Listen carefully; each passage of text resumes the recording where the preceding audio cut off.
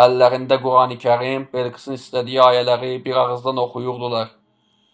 Belkis 2 gözü olmayan körpəni beşiyə qoydu. Gözlərin olması gerəkən yerlər dəri ilə örtülmüşdü. Sanki alnı ilə birləşmişdi. Belkis körpənin üzünə göz şəkilləri çəkdi. Anlaşılmaz simvollar yazdı və indiyə qədər heç eşitmədiyimiz sözləri ucadan oxumağa başladı.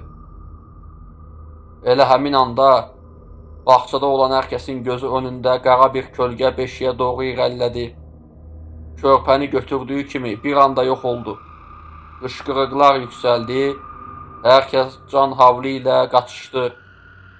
Bu hadisədən sonra belə bəzi ailələr uşaqlarını Belkisə aparmağa davam etdilər və hər dəfə eyni qara kölgə ortaya çıxdı. Bir ata yaşadıqlarını belə danışırdı. 2 uşağım var idi. Biri qolsuz idi, digəri isə ilan dərisinə bənzər bir cildə sahib idi. Ümidimiz Belkis idi. Belkis pul istəmədi, amma qorxunc tələbləri var idi. Yeni doğulmuş uşağın ona verilməsini istədi.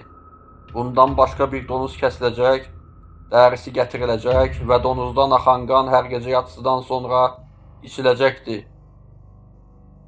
Bunları etdikdən sonra evlərində qəribə səslər eşidilməyə başladı.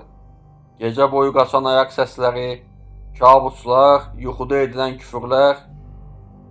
Müəyyən edilən gün gəldikdə uşaq donuz dərisinə büküldü.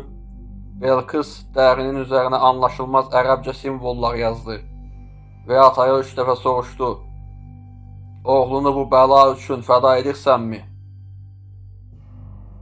Qapı özü-özünə açıldı və qara kölgə körpəni götürüb yox oldu.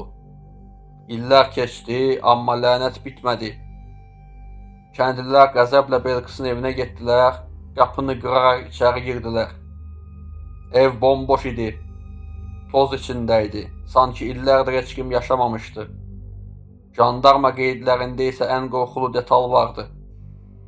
Belkis xanım adlı biri heç vaxt yaşamamışdı. Nə bir nüfus qeydi, nə bir qohum, heç bir iz yox idi. Bəziləri onun bir cin, bəziləri isə bir ifrit olduğunu deyirdi. Bəs siz nə düşünürsünüz? Bu hekayə sadəcə bir əfsanədirmi, yoxsa Anadolunun qaranlığında həqiqətən yaşanmış bir hadisədirmi? Şərhlərdə fikirlərinizi yazmağı unutmayın. Növbəti videoda görüşənədək sağ olun və Allah amanında qalın.